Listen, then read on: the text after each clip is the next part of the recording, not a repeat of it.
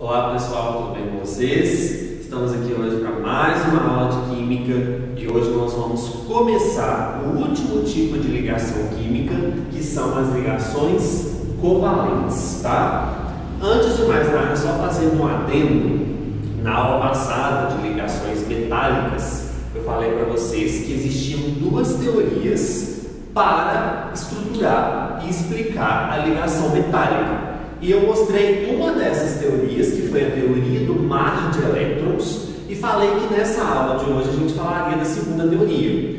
Só que eu achei melhor trabalhar com essa segunda teoria quando nós voltarmos ao presencial. Na verdade, é a chamada teoria de bandas. A teoria de bandas ela não é muito relevante para o Enem, mas de qualquer forma no presencial eu quero trabalhar sim. É uma teoria onde vocês vão entender melhor como que funciona um condutor, um semicondutor, um isolante, tá? Então, quem em casa tiver interesse em já dar uma lida, uma pesquisada sobre a teoria de bandas, que é a segunda teoria que explica a ligação metálica, vai ser de grande valia para quando a gente voltar para o presencial, a gente ter esse conteúdo trabalhado, tá? Mesmo que eu não seja o seu professor do presencial, eu acredito que vai ser sim trabalhado tanto o mar de elétrons, né, uma revisão dele, quanto a teoria de bandas, que vai explicar para a gente essas questões de condução, semicondução e os isolantes, ok? Então não é que eu estou pulando, tá, pessoal? Na verdade estou pulando, mas a gente vai trabalhar isso depois, posteriormente, porque eu julguei a ligação covalente algo bem mais relevante, na verdade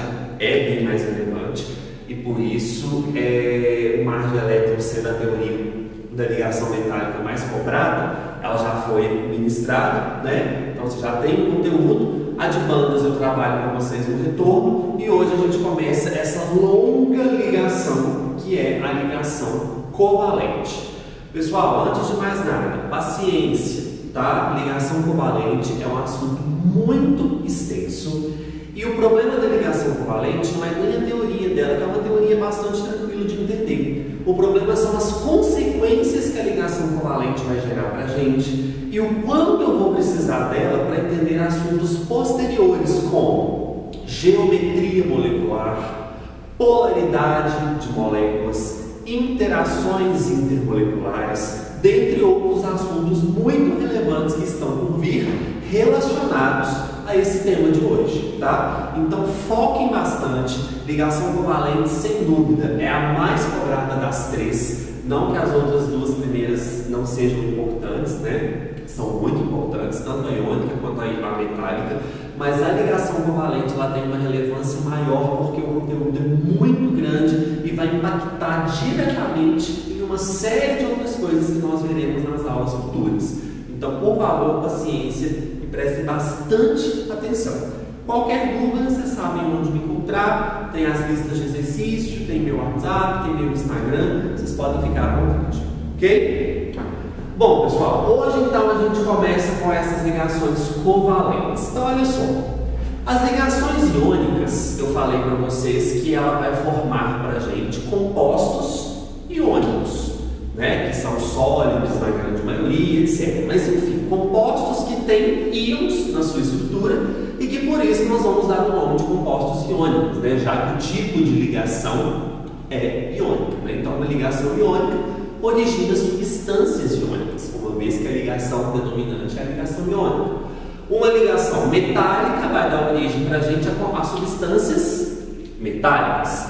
E a ligação covalente, ela pode dar para a gente dois tipos de estruturas finais. Eu posso ter na ligação covalente, após a ligação covalente, a formação de uma molécula, ou seja, de uma substância molecular, e eu também posso formar a partir da ligação covalente o que nós chamamos de composto covalente, tá? Então, não pense que toda substância que vem de uma ligação covalente, ela é ligação com substância covalente. Ela pode também ser uma substância molecular. Então, a ligação covalente ela pode me dar dois produtos.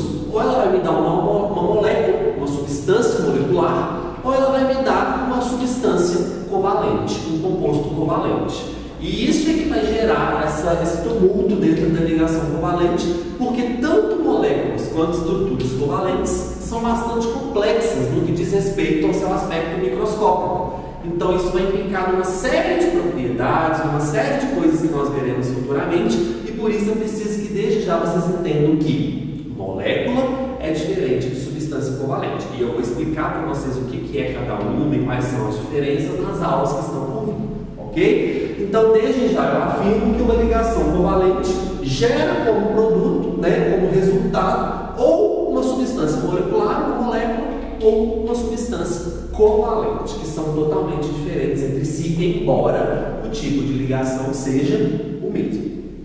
Bom, pessoal, a ligação covalente, ela geralmente, observe que eu destaquei a palavra geralmente, ela pode ocorrer entre ametal com ametal, ela pode ocorrer entre ametal e hidrogênio, ou ela também pode ocorrer entre dois hidrogênios, no caso de formar a ligação, a molécula aí de H2, que é a molécula mais simples que a gente tem. Então, geralmente, eu tenho na ligação covalente ametais unidos entre si, um ametal com um hidrogênio, por exemplo, no caso dos hidrácidos, ou dois hidrogênios. Notem que hidrogênio não é ametal, hidrogênio é hidrogênio, lembra? Não se classifica em nenhum grupo da tabela periódica. Porém, a ligação que une hidrogênios também é uma ligação covalente. Pessoal, percebam que nessa regra geral, para falar de ligação covalente, esse geralmente aqui, nós temos estruturas que tem uma alta Uma alta eletronegatividade.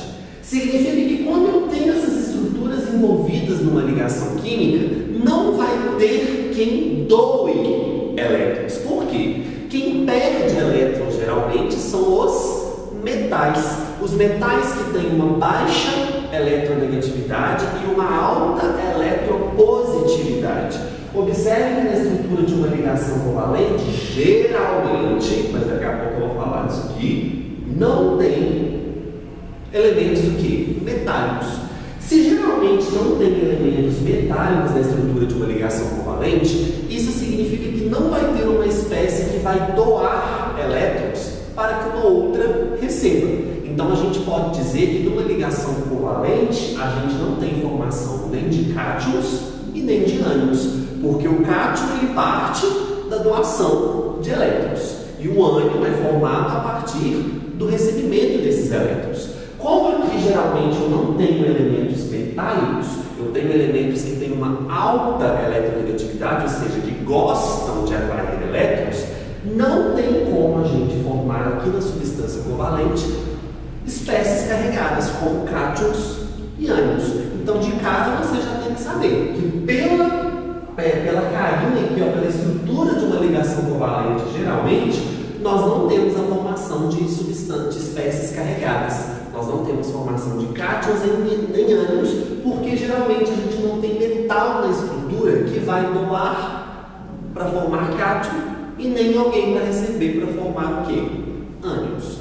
Se eu geralmente não tenho metal para poder doar elétrons e todas as espécies envolvidas nesse processo vão querer receber esses elétrons, se eu quero receber, você também quer receber, a gente só vai poder fazer o quê, pessoal? A gente só vai poder compartilhar. Então a ligação covalente ela ocorre mediante um compartilhamento de pares eletrônicos. Por quê? Eu quero a mesma coisa que você. Você não pode doar, eu também não posso doar para você.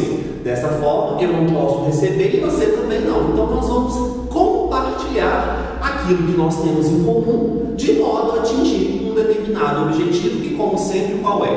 A estabilidade, o abaixamento de energia para aumentar a estabilidade. Esse é o objetivo de uma ligação química, ok? Então a ligação covalente, que geralmente ocorre entre ametais, entre ametal mais hidrogênio ou entre dois hidrogênios, vai se processar de uma forma geral a partir do compartilhamento de elétrons, na verdade, de pares eletrônicos, de forma que se alcance, assim, a estabilidade através dessa ligação, que é a ligação covalente.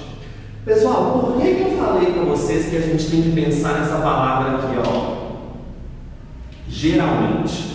Vocês se lembram quando a gente começou a estudar a ligação iônica, que eu falei para você que geralmente ela ocorre entre metal com ametal, mas esse geralmente eu coloquei ele bem destacado para vocês, por quê? Nem sempre eu ter um metal com um ametal, a ligação necessariamente vai ser iônica. Via de regra é isso que acontece, mas existem as exceções onde metal com ametal pode gerar o quê?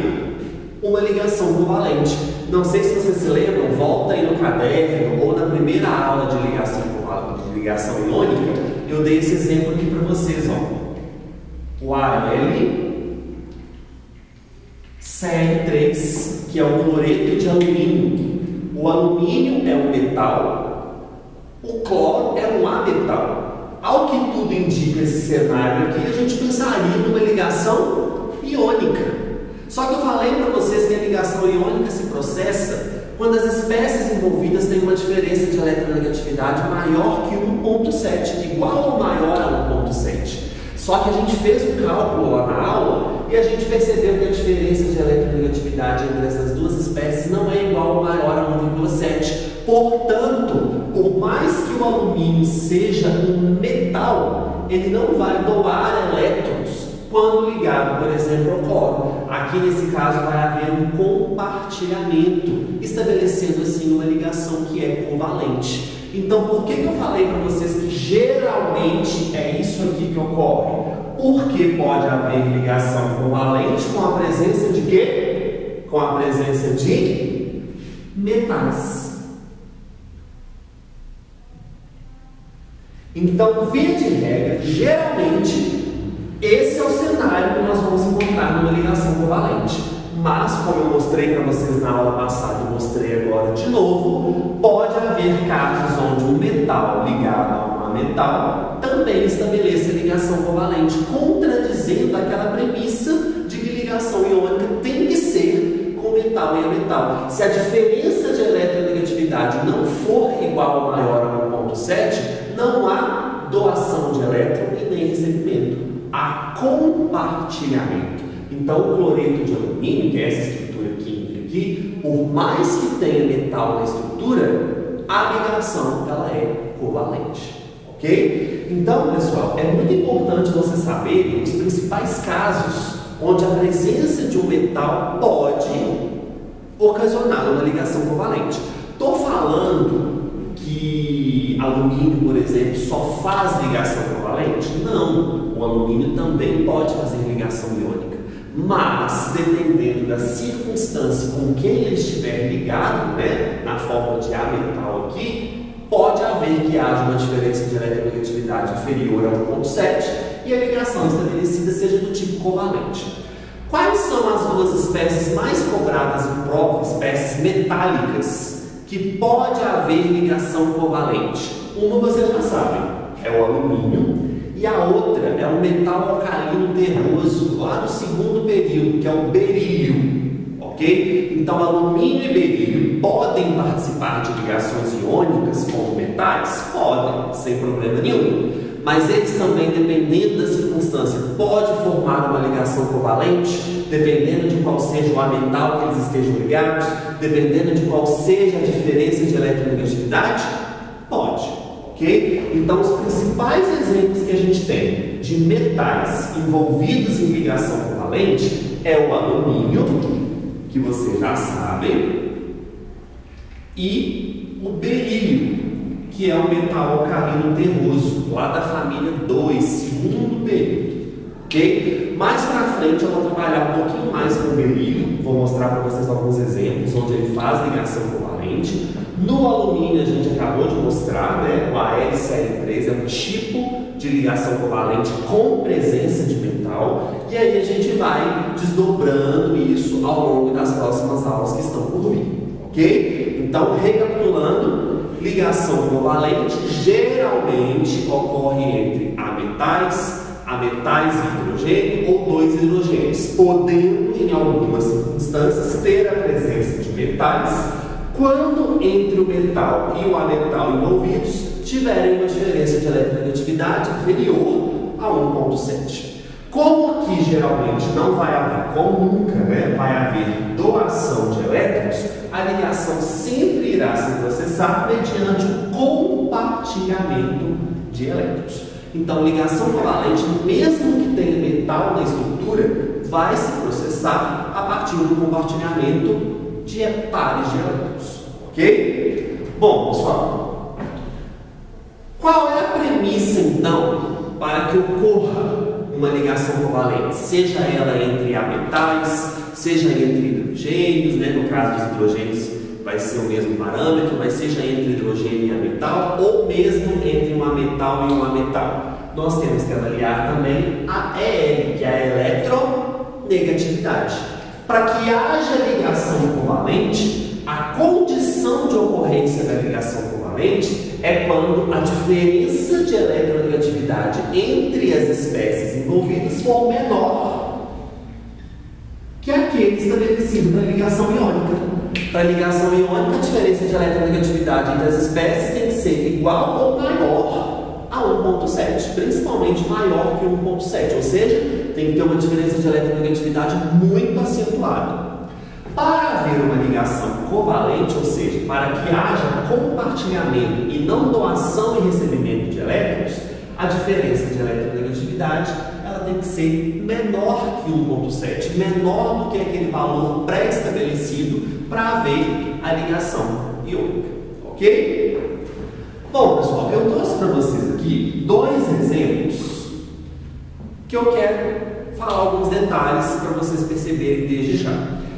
Eletronegatividade, vocês têm que saber o comportamento dela na tabela periódica como sendo uma propriedade periódica, mas vocês não têm que saber valor de eletronegatividade. Se algum valor de eletronegatividade for usado em alguma questão, esse valor ele tem que ser tabelado para vocês no enunciado, tá? Os valores de eletronegatividade são todos obtidos experimentalmente, então vocês não têm que decorar, isso tem que ser fornecido para vocês caso a questão faça questão que você utilize esses valores, mas via de regra, vocês já sabem olhar através das aulas de propriedades periódicas o comportamento da eletronegatividade, não é isso? Mas eu vou colocar alguns valores aqui só para a gente chegar em algumas conclusões, mas não se preocupe com esses valores, porque, como eu falei, são valores tabelados, experimentados e que vocês não precisam decorar, ok? Pessoal, a diferença de eletronegatividade aqui vai ser o seguinte. O hidrogênio, ele tem experimentalmente uma eletronegatividade de 2,1, tá? E o cloro, como eu já falei para vocês lá na aula de ligação iônica, no exemplo que eu falei do AlCl3, ele tem uma eletronegatividade experimentalmente calculada igual a 3. Então, 3 menos 2,1, a gente sabe que a diferença de eletronegatividade aqui entre hidrogênio e cloro vai ser uma diferença, vai dar 0,9, certo? Então, a eletronegatividade do cloro menos a eletronegatividade do hidrogênio vai dar 0,9, ou seja, é um valor dentro do estabelecido para que haja a ligação covalente, para que haja o compartilhamento de elétrons. Para haver ligação covalente, para haver compartilhamento eletrônico, a gente tem que ter uma diferença de eletronegatividade menor que 1,7. Então, a ligação entre hidrogênio e cloro, percebam que o hidrogênio é um hidrogênio, o cloro é um ametal, a gente cai nesse caso aqui, ó. A diferença entre eles é menor que 1,7 de eletronegatividade, então a gente sabe que aqui, entre hidrogênio e cloro, vai haver sim o quê?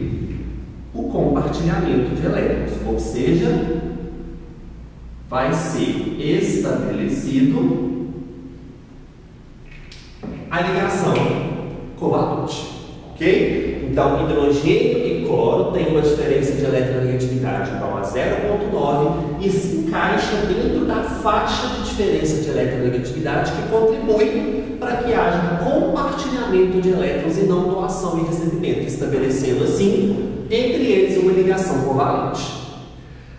Agora observe o caso do HF. O HCl é o ácido clorídrico, tá, pessoal? O HF é o ácido fluorídrico. Observe o seguinte: a diferença de eletronegatividade do hidrogênio 2,1. Ok. Aliás, a diferença não, a eletronegatividade do hidrogênio 2,1. E a eletronegatividade do flúor, experimentalmente calculada, é igual a 4. Se a gente fizer aqui a diferença de eletronegatividade de hidrogênio e flúor, a gente vai obter um valor igual a 1,9. Certo? A diferença de eletronegatividade entre flúor e hidrogênio vai dar 1,9. Opa, peraí. Se a diferença de eletronegatividade entre hidrogênio e flúor é 1,9, Sandra, ou seja, é superior a 1,7, significa então que a ligação entre hidrogênio e flúor é uma ligação iônica? Não. Tá? Hidrogênio e flúor, por mais que tenham uma diferença de eletronegatividade superior a 1,7, o que caracterizaria a ocorrência de uma ligação iônica, experimentalmente é observado que entre hidrogênio e flúor não ocorre ligação iônica, e sim a ligação covalente. Por mais que haja essa grande diferença de eletronegatividade, experimentalmente nós observamos que entre hidrogênio e flúor ocorre um compartilhamento de elétrons. Porém, lembra que eu falei para vocês que uma ligação ela nunca é 100% iônica? Ou ela nunca é 100% covalente? Então atenção no que eu vou falar para vocês agora. Por mais que aqui a ligação experimentalmente observada seja covalente, ela vai ter um alto caráter o quê? Iônico. Então atenção, a ligação entre hidrogênio e flúor é covalente. De onde você tirou isso, Sandra? Isso é observado em laboratório, isso é observado experimentalmente, por isso que eu estou afirmando. Porém, como a diferença de eletronegatividade é muito grande, a gente diz que o caráter iônico é bastante acentuado, ok? Então, tanto o HCl quanto o HF têm ligação covalente. Só que no caso do HF, apesar da ligação ser covalente, ela tem um alto caráter iônico. Ela é predominantemente iônica, ok? Ocorre um compartilhamento que caracteriza a ligação covalente, mas o caráter iônico envolvido nisso é bastante acentuado. E isso, pessoal, vocês vão observar quando nós vamos estudar interações intermoleculares. Lembra do hidrogênio ligado a FON? O F do FON é o flúor. Esse tipo de estrutura vai fazer uma interação intermolecular especial, muito forte, que a gente chama de ligação de hidrogênio, justamente porque nessa estrutura existe uma substância, uma ligação covalente, mas que tem um alto caráter iônico, e isso vai influenciar muito nas propriedades físicas de moléculas, por exemplo, como a do ácido fluorídrico, ok? Então, repetindo mais uma vez, tanto no HCl quanto no HF há ligação covalente, ou seja, ocorre compartilhamento de pares eletrônicos, certo? No entanto, como a diferença de eletronegatividade entre essas duas espécies é muito alta, embora a ligação seja covalente, ela apresenta um altíssimo caráter iônico. Lembra que nenhuma ligação é 100% iônica e nenhuma ligação é 100% covalente. Eu posso ter uma ligação covalente, como é observado aqui, experimentalmente inclusive, porém, devido à diferença de eletronegatividade, o caráter iônico é muito grande. Vocês não podem confundir duas coisinhas que a gente viu na aula de ligação iônica. Caráter iônico, pessoal, é diferente de força da ligação iônica. O caráter iônico, ele é avaliado pela diferença de eletronegatividade. Quanto maior for a diferença de eletronegatividade, maior é o caráter iônico. Agora, força de ligação, eu não avalio pela diferença de eletronegatividade. Força de ligação eu avalio por onde? Pelo módulo do produto das cargas e pela distância internuclear, pela soma dos raios, né, pelo tamanho dos raios. É pelaquela lei de Coulomb que eu ensinei para vocês. Então eu posso ter um caráter iônico muito acentuado e posso ter uma ligação iônica fraca. Posso ter uma ligação iônica forte e ter um caráter iônico pouco acentuado. Então não confundam as coisas. Caráter iônico eu avalio pela diferença de eletronegatividade. Quanto maior for essa diferença, maior é o caráter iônico. Agora, se a questão pede para avaliar a força da ligação, eu vou trabalhar com a lei de Coulomb. Eu vou avaliar o módulo do produto das cargas e a distância internuclear, que na verdade é a soma dos raios, né? A distância ao quadrado. Lembra da lei de Coulomb? Vou até escrever aqui para vocês. Ó. A força da ligação iônica ela vai ser avaliada pelo produto das cargas dos íons e pela distância ao quadrado entre os núcleos desses íons. Isso aqui é que avalia força de ligação. Caráter iônico eu avalio pela diferença de eletronegatividade. Então, para fechar, tanto o HCl quanto o HF tem compartilhamento de elétron, tem ligação covalente. No entanto, no caso do HF, devido a uma grande diferença de eletronegatividade, existe um alto caráter iônico prevalecendo, mesmo que a ligação entre eles seja uma ligação covalente. Então vocês estão percebendo que são detalhes mínimos que nós não podemos deixar passar. Por isso que a ligação química é um conteúdo que vai virando uma bola de neve. Se você não pega desde a ligação iônica, passando pela metálica, para entender a covalente e as suas exceções e as suas premissas, você acaba caindo lá na frente quando a gente for estudar assuntos que vão cobrar diretamente isso aqui, como força intermolecular, geometria molecular, polaridade de moléculas, entre outros aspectos. Ok? Então, se você não entendeu até aqui, volta no início, antes de prosseguirmos agora para a formação da molécula, para a formação da ligação covalente. Ok? Então, entendam como que geralmente ocorre, entendam que pode haver exceções em termos de espécies participantes, entendam como ocorre, que é através do compartilhamento de elétrons, e qual é a condição. Lembrando que essa condição pode ter um detalhezinho, por exemplo, em relação ao caráter iônico.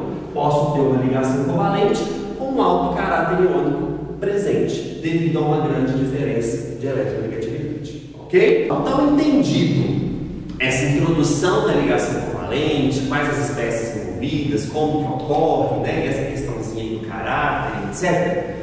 Nós vamos ver agora como que é a formação de uma ligação covalente gerando, por exemplo, uma molécula, que a gente vai trabalhar com a molécula de H2. Por que eu estou trabalhando com a molécula de H2? Porque a molécula de H2 é a molécula mais simples que nós temos entre as milhões de moléculas e, portanto, é mais fácil de vocês entenderem inicialmente como que se forma essa ligação covalente. Tá? Então, eu estou pegando para vocês o caso de uma molécula e uma molécula bem simples, que é a molécula de gás hidrogênio. A molécula de H2, ok? Percebo pela fórmula molecular, pessoal, que eu tenho dois hidrogênios para formar a molécula de H2, ou seja, o hidrogênio gasoso só existe, a substância hidrogênio só existe quando eu uno, através de uma ligação covalente, dois átomos de hidrogênio. Lembra que esse número que está aqui embaixo do símbolo, ele é o índice de atomicidade. Ele me mostra, né, qual é a proporção, qual é a quantidade que os átomos se combinam para formar, aqui no caso, uma molécula a partir de uma ligação covalente. Pessoal, eu preciso então de dois átomos desse aqui, ó. Preciso de dois átomos de hidrogênio para conseguir, a partir da ligação covalente, formar a minha molécula de H2. Se nós fizermos a distribuição em nível e subnível do único elétron do hidrogênio, a gente sabe que a distribuição fica em 1s1. O hidrogênio tem um próton, e como o átomo é neutro, ele também tem um elétron. Então, esse único elétron do hidrogênio, ele é distribuído em nível e subnível da seguinte forma: 1s1, ou seja, o hidrogênio tem apenas um nível ocupado por elétron, assim como só tem um subnível e, obviamente, apenas um orbital. Então, esse único elétron do hidrogênio, ele está no orbital S, dentro do nível quântico 1, dentro da camada de número 1, ok? Não sei se vocês estão lembrados, e quem não é meu aluno, não sei se isso foi passado para vocês, mas eu vou, para quem viu e para quem não viu, eu vou afirmar novamente, tá? Os orbitais S, os orbitais P, D e F, tá? Eles têm formas geométricas. Lembram disso? Para os meus alunos eu até cheguei a desenhar o S e o P. O F e o D eu não desenhei porque são mais complexos e não vem ao caso para vocês a nível de Enem. Mas quem é meu aluno, mas mesmo quem não é, que já estudou, ou se os professores de vocês passaram isso em sala, o orbital S, ele tem um formato esférico. Não sei se vocês estão lembrados disso, tá? Então, recapitulando, orbitais têm formatos geométricos. E o orbital S, ele tem o formato de uma esfera. Não sei se vocês se lembram que eu desenhei eixo X, eixo Y, eixo Z, fui colocando as probabilidades do elétron ser encontrado a partir da equação de Schrödinger, né? E aí a gente viu que se forma ali, naquele eixo ali, uma esfera. Depois eu mostrei para vocês o orbital P. Não sei se vocês se lembram que o orbital P tem esse formato aqui, ó. Pode ter PX, pode ter PY, pode ter PZ. Não sei se vocês estão lembrados disso aqui da nossa aula de orbitais, ok? Bom, isso aqui a gente vai trabalhar mais para frente quando a gente for ver ligação π e ligação sigma. Hoje, para falar da molécula de H2, eu preciso que vocês entendam que o orbital S do átomo de hidrogênio ele tem formato esférico. Qualquer orbital S tem o formato de uma esfera. Por que você está falando isso, sabe? Porque o que acontece, pessoal? Experimentalmente, como que microscopicamente, ou seja, aquilo que a gente não enxerga, como que experimentalmente a gente observa que ocorre uma ligação covalente? Ela ocorre a partir de uma superposição das nuvens eletrônicas. Uma superposição das eletrosferas dos átomos envolvidos. Uma eletrosfera, ela entra dentro da outra, num fenômeno que nós chamamos de interpenetração, ok? Então, para haver a ligação covalente, ocorre uma interpenetração de orbitais. Inclusive, dependendo do tipo em que esses orbitais se interpenetram, nós vamos ter um tipo de ligação covalente, que pode ser sigma e pode ser ligação π, tá? Que vai ser tema da próxima aula. Fato é que no caso dos dois orbitais S, de cada átomo de hidrogênio que se junta para formar a molécula de H2, ocorre entre esses orbitais uma interpenetração, uma superposição. É como se esses dois orbitais encaixassem partes deles entre si, ok? Então nós temos aqui, ó, nesse primeiro átomo de hidrogênio, o orbital atômico. O que é um orbital atômico, pessoal? É o orbital de um átomo que não está fazendo ligação. Por isso que a gente fala que é um orbital atômico. Juntou com outro átomo de hidrogênio, um outro orbital atômico de hidrogênio, que também é um orbital S.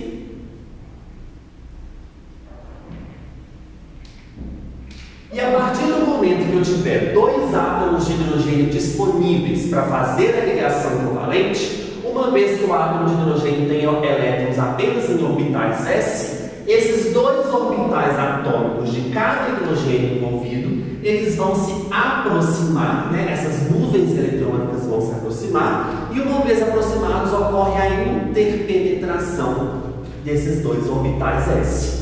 Só que quando essas duas nuvens eletrônicas se interpenetram, quando elas adentram-se uma à outra, a gente forma uma outra estrutura, também de orbital, só que não é mais um orbital atômico. Orbital atômico é a nomenclatura que eu uso para átomos que estão o quê? Sem fazer ligação, para átomos que estão isolados. Uma vez que ocorre a interpenetração desses orbitais, a gente cria aqui, pessoal, um orbital molecular. Por que um orbital molecular? Porque eu estou falando de uma ligação covalente que dentre um dos produtos pode gerar uma molécula, mas mesmo para composto covalente a gente vai falar de orbital molecular. Então, dois orbitais atômicos provenientes de dois átomos de hidrogênio isolados, cada um com seu elétron, eles vão se interpenetrar, gerando um único orbital chamado de orbital molecular. Ok? Então, as nuvens eletrônicas dos átomos participantes de uma ligação covalente vão se interpenetrar, gerando um orbital molecular. Atenção, né? Como esses dois elétrons agora pertencem ao mesmo orbital, a gente tem que lembrar da regra de Hund. Dentro de um mesmo orbital, os elétrons devem ter spins contrários. Lembram disso? Um spin para cima, o outro spin para baixo. O spin, relembrando, é o movimento do elétron. Para que haja um campo magnético de atração e evitar a repulsão entre os elétrons, esses elétrons têm que ter spins contrários. Um gira para um lado, o outro gira para o outro, criando um campo magnético de atração. Tá? Então eu tenho os meus dois orbitais atômicos contendo um único elétron, tá? Do hidrogênio. Pessoal, só um detalhe, tá? Isso daqui, ó, eu não estou representando o elétron. Essa bolinha aqui, ó, é o núcleo do hidrogênio, tá? O elétron eu estou representando agora pela setinha. Vou até colocar a setinha aqui para vocês não confundirem, ó. Uma para cima, outra para baixo. Esse azulzinho aqui é o núcleo do hidrogênio, em nome de Jesus, tá? Então esses dois orbitais vão se interpenetrar, formando um único orbital molecular. E aí a gente tem nesse mesmo orbital agora os dois elétrons provenientes de cada hidrogênio, cada um com o seu spin. Vou até colocar mais para cá para vocês não confundirem. Ok? Então, em azul são os núcleos dos átomos de hidrogênio e em vermelho são os elétrons do orbital molecular com spins contrários. Tá ok, pessoal? Então, a ligação covalente se processa a partir de uma interpenetração de nuvens eletrônicas, a partir de uma superposição de orbitais. Um orbital encaixa dentro do outro em partes, estabelecendo um compartilhamento eletrônico. Aqui embaixo, pessoal, eu coloquei um esquema que eu quero que vocês prestem bastante atenção para vocês entenderem. Olha só, átomo 1 de hidrogênio, átomo 2 de hidrogênio. Em azul nós temos os núcleos, atenção para a nomenclatura, e em vermelho aqui, ó, eu coloquei os elétrons que estão sendo compartilhados. Então, digamos que esse elétron pertence a esse hidrogênio e esse outro elétron que está sendo compartilhado pertence a esse hidrogênio, ok? Então, em azul nós temos os núcleos dos átomos de hidrogênio e em vermelho eu tenho os dois elétrons que estão sendo compartilhados na ligação covalente. Notem que houve uma superposição, ó, percebam que uma nuvem está parcialmente penetrada na outra, tá? E, portanto, agora esses dois elétrons fazem parte de ambos os hidrogênios, porque aqui foi estabelecida uma ligação covalente. Só que tem um detalhe que a gente precisa observar. Como que essa ligação covalente ela vai se manter a partir dessa superposição? Vamos considerar o seguinte, olha só, entre o núcleo positivo desse hidrogênio e o seu próprio elétron, existe uma força de atração, positivo com negativo. Entre o núcleo desse hidrogênio e o elétron do outro hidrogênio, também vai existir uma força de natureza atrativa. Assim como esse núcleo vai atrair esse elétron, assim como esse núcleo também vai atrair esse elétron. Então percebam que as setinhas estão indo no mesmo em sentidos opostos, né, no mesmo ponto, mostrando que há atração, ok? Então existe atração núcleo, elétron dele, núcleo, elétron do outro átomo, assim como tem atração do núcleo do outro átomo com o elétron dele e núcleo do outro átomo com o elétron do outro átomo que está sendo compartilhado. Resumindo, núcleos atraem elétrons, obviamente, porque são cargas opostas. Porém, nós temos que pensar que além dessas forças de natureza atrativa, também vai ter força de natureza repulsiva. Quem que vai se repelir? Esse núcleo vai se repelir desse núcleo, porque ambos são o que, pessoal? Ambos são positivos, então vai existir uma força de repulsão entre os núcleos, porque uma vez que os orbitais vão se interpenetrar, os núcleos podem se aproximar um pouco e vai haver uma força de repulsão entre eles. E obviamente, como nós já sabemos, ocorre também uma repulsão entre quem, pessoal? Entre os dois elétrons. Então esse elétron também vai, de certa forma, repelir o coleguinha dele, que agora também está no mesmo orbital molecular. Então o que eu estou mostrando para vocês nessa figura?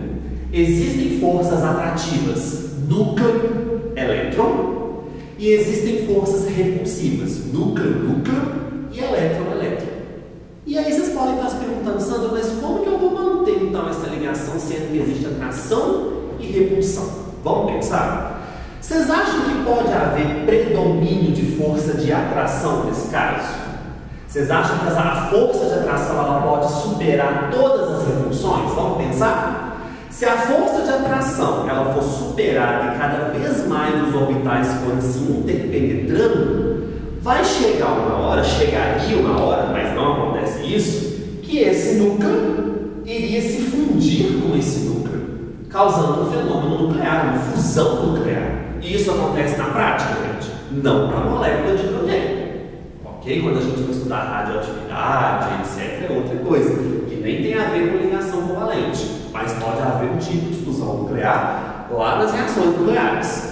Então, se houvesse o predomínio da força de atração, um núcleo iria se fundir com o outro. E aí, acabou.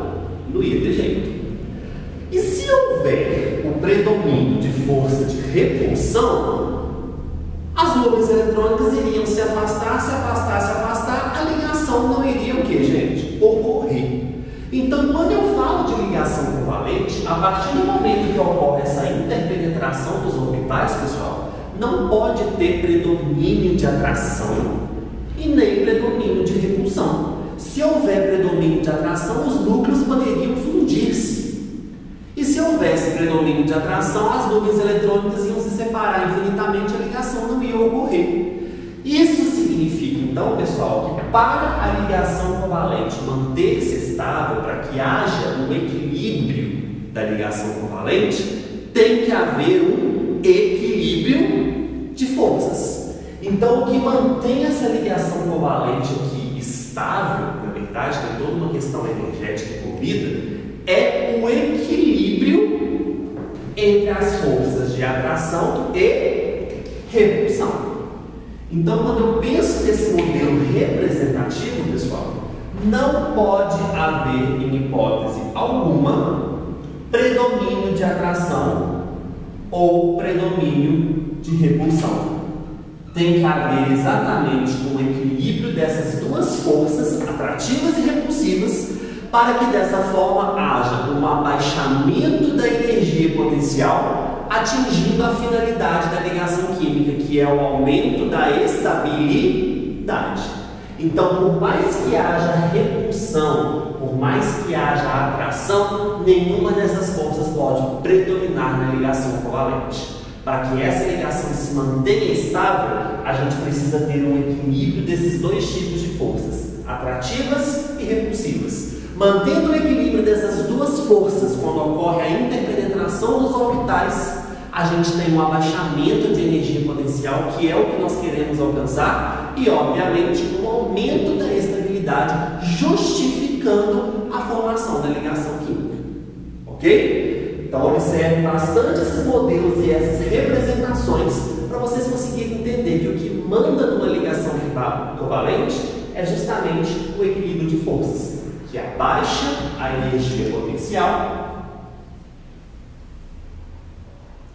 e aumenta a estabilidade, que é o objetivo da ligação química, seja ela qual for, justificando assim a sua ocorrência. Então agora nós vamos ver de uma forma gráfica como que a gente mostra a estabilidade da ligação covalente mediante esse equilíbrio de forças através do gráfico de poço potencial, ok? Pessoal, então agora, a partir dessa primeira parte que a gente viu, de como que as forças têm que se equilibrar para fazer,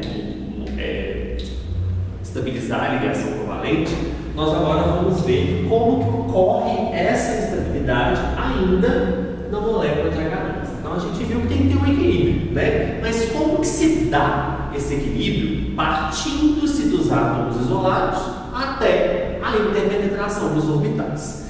Então, pessoal, o gráfico que explica isso para a gente é esse gráfico que é chamado de gráfico poço potencial. Poço potencial, porque vocês estão vendo que é um poço, né? E esse gráfico, ele trabalha com duas variáveis. Ele trabalha com energia potencial versus distância internuclear. Distância entre os núcleos dos átomos participantes da ligação. Antes de mais nada, vocês precisam colocar na cabecinha de vocês uma coisa. Em ciência, na química propriamente dita, toda vez que nós estamos falando de energia potencial, nós estamos nos referindo a um tipo de energia que está relacionada a interações. Tá? Então, toda vez que na química eu falar de energia potencial, de EP, vocês têm que entender que eu estou falando de um tipo de energia que está relacionada a um tipo de interação. Seja uma interação atrativa, seja uma interação repulsiva. Ok? Então, repetindo, o gráfico poço potencial leva em consideração energia potencial versus distância internuclear. Toda vez que eu estou falando de energia potencial, eu estou me referindo a um tipo de interação, seja ela atrativa ou repulsiva. Eu estou me referindo a uma energia envolvida em um tipo de interação, atrativa ou repulsiva. Esse gráfico, pessoal, para nós entendermos como ele vai funcionar, nós temos que começar a ler da direita para a esquerda. Por quê? Eu preciso avaliar inicialmente a condição onde a distância entre os átomos é grande, para a partir do momento que essa distância for diminuindo com a interpenetração dos orbitais, a gente entender o que acontece com a energia. Então, um gráfico poço potencial, que é energia potencial versus distância internuclear, ele sempre é lido da direita para a esquerda, ou seja, a gente começa numa condição onde os átomos estão distantes, perceba que para cá a distância aumenta, e à medida que essa distância vai diminuindo, a gente vai entendendo como que vai acontecer a mudança da energia potencial até alcançar um valor mínimo, que é ideal para ter o aumento da estabilidade. Ok, pessoal? Galera, olha só. Esse gráfico tem o ponto 1, o ponto 2, o ponto 3, o ponto 4 e o ponto 5. Nós vamos falar de cada um desses pontos. E atentem-se a um detalhe. Enem 2018, prova de química, gráfico poço potencial. Tá? Esse gráfico, gente, não só no Enem, mas em vestibulares de uma forma geral, ele sempre está dando ar da graça. Então, saber interpretar ele da direita para a esquerda e saber avaliar cada um dos 5 pontos é de extrema importância para vocês conseguirem responder a questão. Ok? Então, vamos começar pelo ponto 1. O ponto 1, pessoal, percebam que é o ponto onde os átomos envolvidos estão mais distantes possíveis. Perceba que de todos os pontos, esse ponto 1 é onde eu tenho a maior distância. E percebam, pessoal, que esse ponto 1, se a gente for avaliar aqui do ponto 2 para o ponto no eixo X. Isso significa, pessoal, observando, fazendo a leitura do gráfico, que nesse ponto 1, a energia potencial ela é praticamente igual a quanto, pessoal? Igual a zero.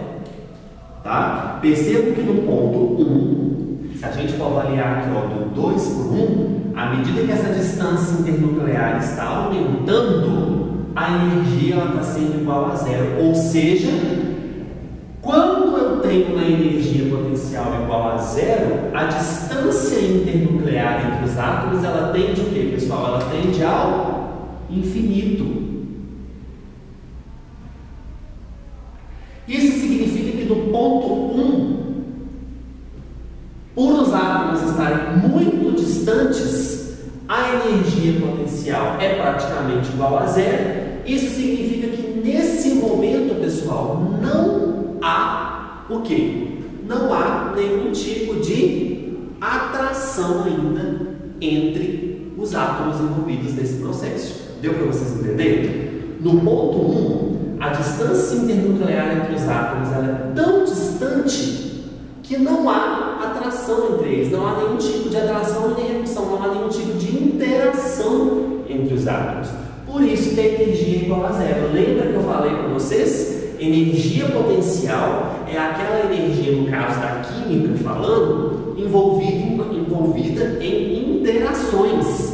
Se nesse ponto 1 a energia é praticamente igual a zero, significa que praticamente não está havendo interação entre os átomos, o quê? Entre os átomos envolvidos. E desta forma, a gente diz que a distância internuclear é máxima, é infinita. Então, no ponto 1, eu vou colocar aqui para vocês, aqui, ó. Os átomos encontram-se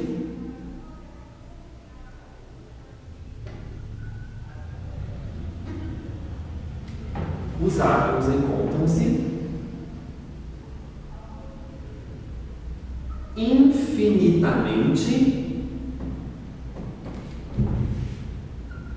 isolados. O que justifica para nós, pessoal, essa energia sendo o quê? Essa energia sendo praticamente igual a zero, tá? Então, no ponto 1, a distância internuclear tendendo ao infinito, ou seja, os átomos estando muito afastados, a energia ela é praticamente igual a zero. Então a gente diz, pessoal, que nesse ponto 1 é como se predominasse as forças o quê? As forças de repulsão, porque eles estão extremamente separados, ok? Mas como tende a zero, ou seja, como a gente não tem energia potencial associada, a gente diz que aqui não há nem atração e nem repulsão, porque os átomos estão infinitamente isolados, ok, pessoal? Então, essa curva quase encostando no gráfico nos diz que a distância internuclear entre os átomos envolvidos é infinita e isso nos diz que não há predomínio de nenhum tipo de força. Por isso, a energia potencial ela é praticamente igual a zero. E não se esqueça que a energia potencial está associada à interação. Se não há interação no ponto 1, porque os átomos estão infinitamente isolados, não há energia potencial. Para a gente falar de energia potencial, tem que haver um tipo de interação, seja atrativa ou repulsiva. Ok? Vamos diminuir então um pouco a distância entre esses átomos? Então agora a gente está caminhando para a curva, ó, diminuindo a distância entre os átomos e diminuindo também o que, pessoal? A energia potencial. Perceba que de 1 para 2, a gente não só diminui a distância, como também diminui o valor da energia potencial, que agora é uma energia o que, pessoal? Negativa. E se a sua prova te perguntar o seguinte? Primeiro, a energia potencial referente ao ponto 2 é a menor energia do gráfico? Não. Percebam que a menor energia do gráfico ó, é a que está aqui no ponto 3, ou seja, o ponto 2 é o ideal para que haja a formação da ligação covalente estável? Não. Isso significa, pessoal, que o tipo de força que predomina no ponto 2 tem que ser que tipo? Se a distância internuclear está diminuindo e a energia está abaixando, mas eu ainda não alcancei a energia mínima que eu preciso para ter um aumento da estabilidade ideal para essa ligação, significa que no ponto 2, essa energia, ela só pode, a força que está havendo ali só pode ser uma força o quê, pessoal? Uma força atrativa. Tem repulsão? Tem. Mas para chegar no ponto 3, e assim como foi para chegar do 1 para o 2, teve que haver uma proximidade das nuvens. Teve que haver o quê? Uma proximidade dos núcleos. E dessa forma a energia potencial caiu. Então a gente pode afirmar que no ponto 2, por mais que existam forças repulsivas, predominam as forças atrativas. Sandro, eu prefiro de uma forma mais quantitativa. Como é que você pode mostrar para a gente, provar para a gente, que no ponto 2, com essa energia negativa, predominam-se as forças atrativas? Bom, vamos entender?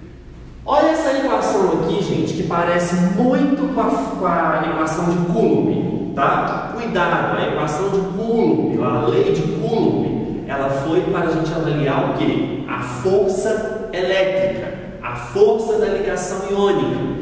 Essa equação, por mais que pareça muito com a lei de Coulomb, ela não está falando de força elétrica, ela está falando de energia potencial elétrica. Nós temos vários tipos de energia potencial: elástica, elétrica, gravitacional. Nesse caso, nós estamos falando de interação entre cargas, então nós estamos falando de energia potencial elétrica, que é praticamente igual à lei de Coulomb, exceto na questão da distância. Ok? Então, pessoal, a energia potencial elétrica é uma constante vezes o módulo do produto das cargas dividido pela distância entre os núcleos do caso, entre as cargas no caso, tá? Então, pessoal, cuidado para não colocar um quadrado aqui para mim, ok? Vamos entender o seguinte: quais são as forças que existem que a gente acabou de falar? Existem forças de atração e existem forças de repulsão atuando ali naquele meu sistema. Tá certo? Como que eu faço para provar para vocês que no ponto 2 está prevalecendo as forças de repulsão e não de atração? Isso eu já estou falando para vocês. Por que é a repulsão? Por que é a atração? Porque diminuiu a distância, então as nuvens se aproximaram mais e caindo a energia potencial, a gente sabe que está no caminho certo, porque a gente quer que abaixe a energia para aumentar a estabilidade. Porém, o ponto 2 ainda não é o ponto mínimo de energia para alcançar a máxima estabilidade. Então a sua questão pode te perguntar se no ponto 2 que tipo de força que predomina, se é atrativa ou repulsiva. Eu falei para vocês que são as atrativas, até porque está havendo uma aproximação. Mas como que a gente pode provar isso pela energia potencial elétrica? Olha só, toda vez que eu tiver força atrativa, eu estou interagindo carga positiva com carga o quê, pessoal? Com carga negativa. Vamos lembrar lá da matemática? Positivo com negativo vai me dar sempre o quê, pessoal? Negativo. Isso significa que quando houver interação entre cargas opostas, ou seja, quando tiver atração, a energia final sempre vai ser o quê? Negativa. Se não tivesse tendo predomínio de atração no ponto 2, essa energia poderia estar, por exemplo, subindo, mas ela está caindo, ela está ficando o quê? Negativa. Então a gente sabe que para ter atração precisa ter cargas opostas. E cargas de sinais opostos, mais ou menos, sempre vai dar quanto? Menos. Se eu fosse somar as duas energias aqui, ó, sempre daria uma energia negativa. Por isso que eu posso afirmar que no ponto 2 a gente tem predomínio de força de atração. Agora, se as cargas forem positivas ou negativas, percebam que se houver interação de carga positiva com positiva, negativa com negativa, o resultado sempre vai ser o quê, pessoal? O resultado final sempre vai ser positivo. Olha só, negativo com negativo na matemática, a gente sabe que dá positivo, daria uma energia positiva se fosse, por exemplo, a repulsão, né, entre as duas cargas negativas, entre os elétrons, por exemplo. E positivo com positivo, a gente sabe que também daria um resultado positivo, se fosse, por exemplo, a repulsão entre os núcleos.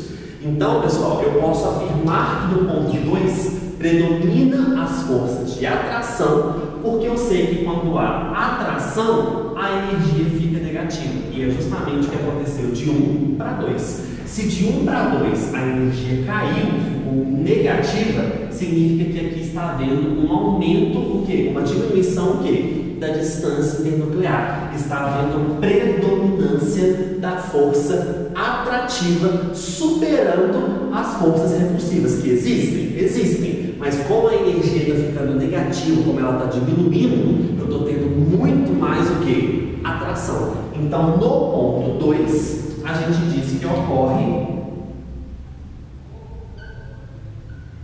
predomínio de forças, em nome de Jesus, forças o quê? Atrativas. Por mais que existam as repulsivas, esse valor diminuído, essa energia negativa de 1 para 2, nos mostra, por essa energia potencial elétrica, que está havendo atração e não repulsão. Se fosse repulsão, a energia tinha que ficar positiva, eu tinha que estar acima do eixo. Como está ocorrendo uma diminuição da energia, isso significa que está havendo o que, pessoal? Atração, porque atração de cargas opostas culmina em uma energia o quê? Negativa. Ok, pessoal? E também vocês podem comparar que quanto menor for, quanto maior. Espera aí, eu vou falar isso aqui depois, eu vou confundir a cabeça de vocês. Espera aí, depois eu falo daquele livro, tá? Então, pessoal, de 1 para 2 está havendo o predomínio das forças atrativas, porque está havendo a diminuição da minha energia. Ok? Tá certo? Bom, de 2 para 3, vocês estão notando que está havendo novamente o que, pessoal? Um abaixamento de energia. E percebam que no ponto 3, de todos os pontos do gráfico, dos 5 pontos do gráfico, o ponto 3 é o ponto em que há o que, pessoal? É o ponto em que há a menor energia. Aqui é o ponto onde eu tenho a energia mínima relacionada à interação entre os átomos envolvidos, a interpenetração dos orbitais. No ponto 3, eu alcancei a energia mínima que eu preciso para haver um equilíbrio entre essas forças atrativas e repulsivas. Significa então que no ponto 3, pessoal, eu encontrei a energia mínima. E se eu alcancei a energia mínima, eu acabei de alcançar juntamente com ela a estabilidade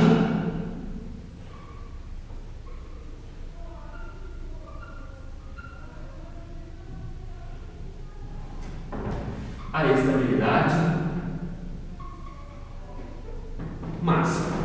Então vamos só recapitular. No ponto 1, os átomos estavam infinitamente isolados, não existia nenhum tipo de interação predominante, porque nesse ponto a energia é igual a zero. No ponto 2, a gente afirmou, provando matematicamente, que há um predomínio de força de atração, uma vez que a energia diminuiu, a energia ficou negativa. E eu provei para vocês pela fórmula que quando as cargas são opostas, a atração favorece uma diminuição da energia. Então, do ponto 1 para o ponto 2, a gente tem uma queda de energia ocasionada pelo predomínio das forças atrativas. Existem as repulsivas? Existem, mas as atrativas, elas se sobressaíram, ok? No ponto 3, eu posso afirmar que houve ainda mais uma proximidade, só que aqui eu alcancei um equilíbrio. Aqui eu alcancei a energia mínima desse gráfico, mostrando que nessa energia mínima eu tenho um ponto ideal para formar a ligação covalente, onde eu alcancei a estabilidade máxima.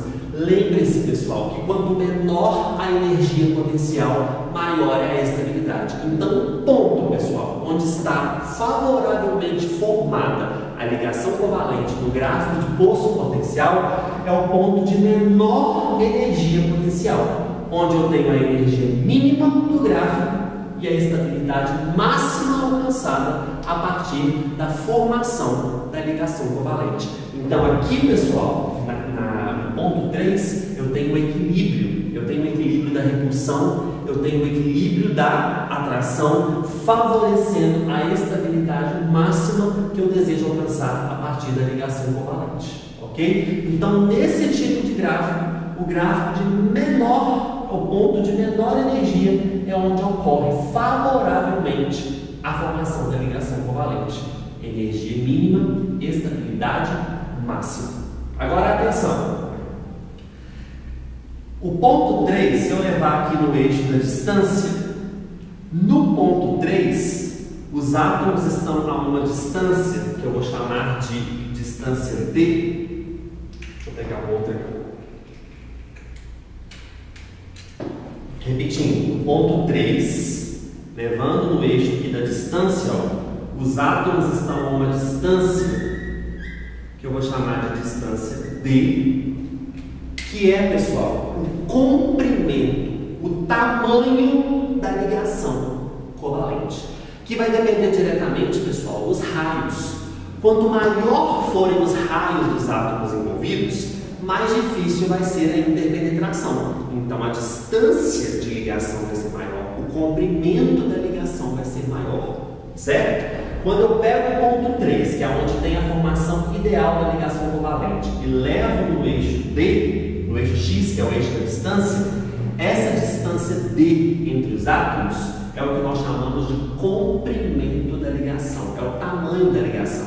Átomos com raios muito pequenos, a distância internuclear da formação da ligação fica pequenininha. Átomos que têm raios muito grandes, a interpenetração do orbital é dificultada. Na hora que forma a ligação, o comprimento dela é o quê? O comprimento dela é maior. Então, D é o comprimento da ligação covalente. Isso aqui é um dos que mais cai na prova, tá? O que mais cai na prova é o comprimento da ligação e o ponto onde é formada favoravelmente a ligação covalente. Então, D é o comprimento da ligação química. Então, pessoal, o que eu estou querendo dizer para vocês? Existem ligações covalentes que são extremamente curtas e existem ligações covalentes que são extremamente o quê? Longas. Depende do raio dos átomos que estão envolvidos. Se o raio for grande, a interpenetração é dificultada. Então, quando forma a ligação, a gente tem uma ligação o quê? Uma ligação maior, com um comprimento maior, uma distância maior. E quando os raios são pequenininhos, a interpenetração dos orbitais ocorre de forma mais favorável, diminuindo a distância entre os núcleos e diminuindo também o comprimento da ligação química. Então, pessoal, o ponto P, o valor desse ponto, projetado no eixo X, que é o eixo da distância internuclear, ele me dá exatamente a distância da ligação covalente.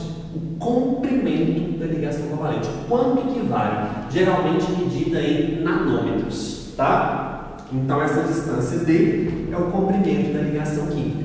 Então os três pontos mais críticos já foram discutidos com vocês.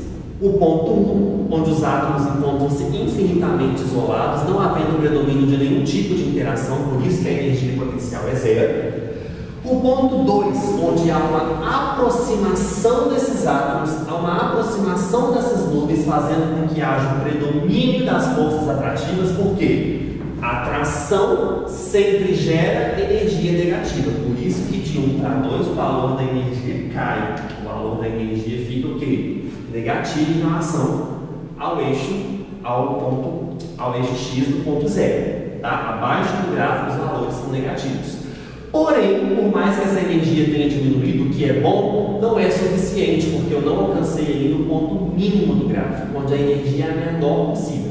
Então, quando ocorre uma atração ainda maior, a gente tem o equilíbrio das forças de atração e repulsão, favorecendo a formação da ligação covalente, onde eu tenho a energia mínima do gráfico e a estabilidade máxima. Então esse é o ponto, pessoal, o ponto X para a formação da ligação covalente.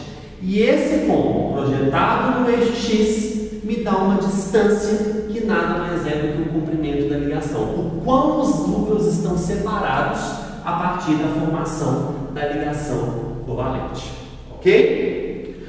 Agora, pessoal, eu vou colocar aqui para vocês duas situações hipotéticas, duas situações que na prática não ocorrem, mas que podem ser cobradas de vocês na prova, baseado no conhecimento adquirido até aqui.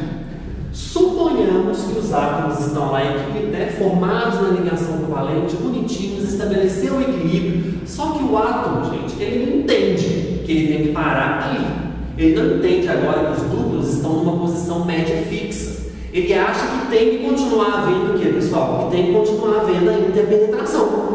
Só que quando esses átomos, se supostamente começassem a ter, de uma forma hipotética, uma maior interpenetração além do equilíbrio já alcançado, ia começar a haver uma repulsão núcleo-núcleo.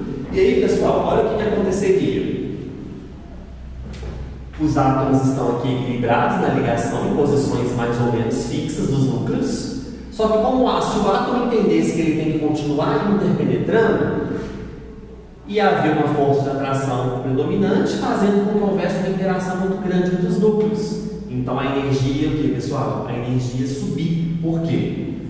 Núcleo com núcleo, positivo com positivo, a energia, o quê? A energia subir. Então, do ponto 3, que é o ideal, eu ia para o ponto 4. Certo? Só que quando começasse a haver essa interação núcleo, ia haver repulsão. Eles voltam para a posição 3. Só que quando voltam para a posição 3, eles acham que eles têm que continuar afastando.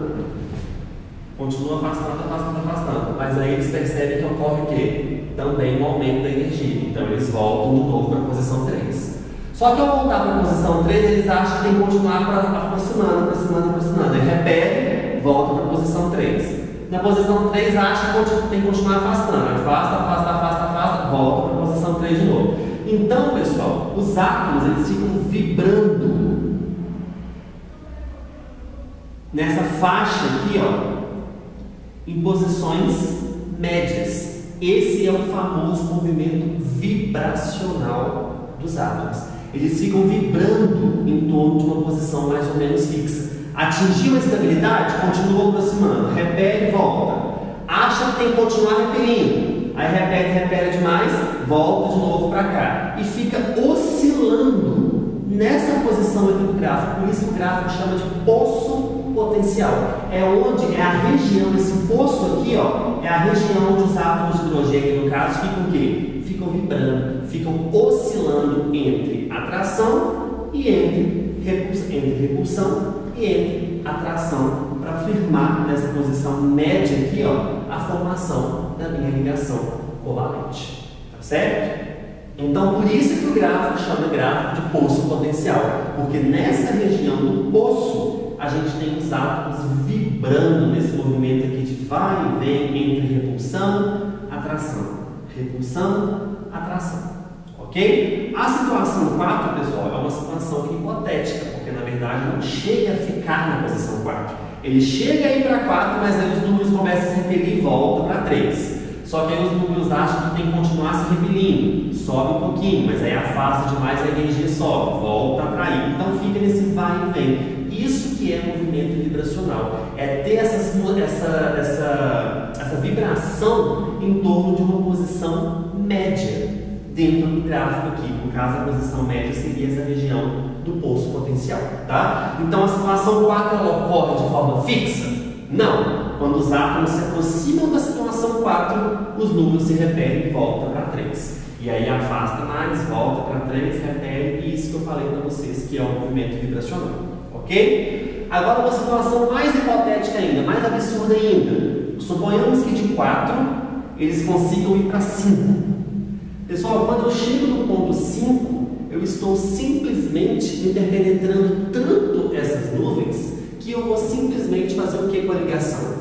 Quebrar. Porque no ponto 5 vai haver uma repulsão tão grande e tão grande que eu quebro a ligação, fazendo os átomos estarem novamente o quê? Infinitamente isolados.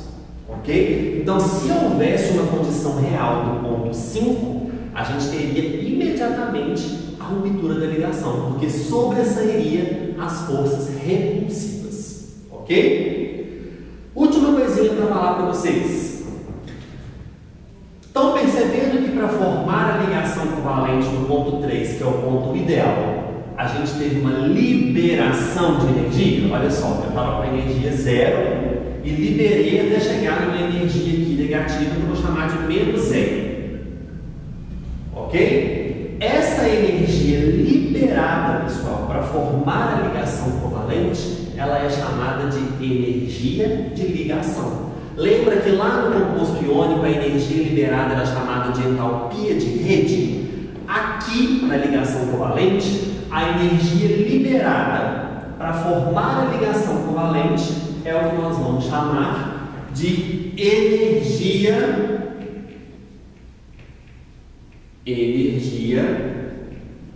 de ligação.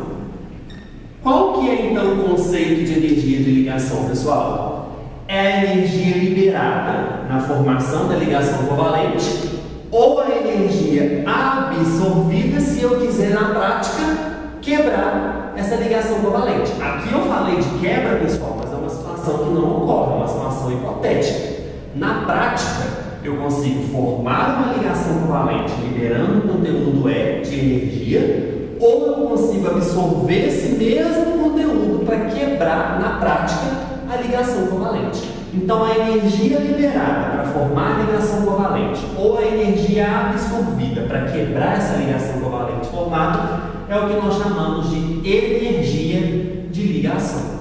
Pontos críticos do gráfico, pessoal. Pontos 1, pontos 2 e pontos 3, podendo, numa situação hipotética, cobrar de vocês os pontos 4 e 5.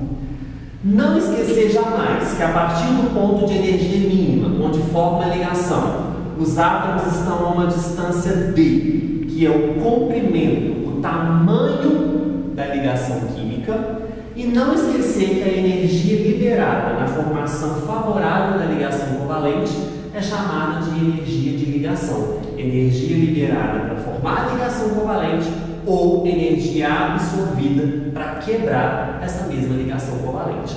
Lembra que formação de ligação, processo exotérmico, libera energia. Quebra de ligação, ó, a energia volta a subir. Processo endotérmico, absorção de energia. Essa foi uma simples introdução das ligações covalentes e vocês podem esperar que algo muito emocionante está por vir nas próximas aulas.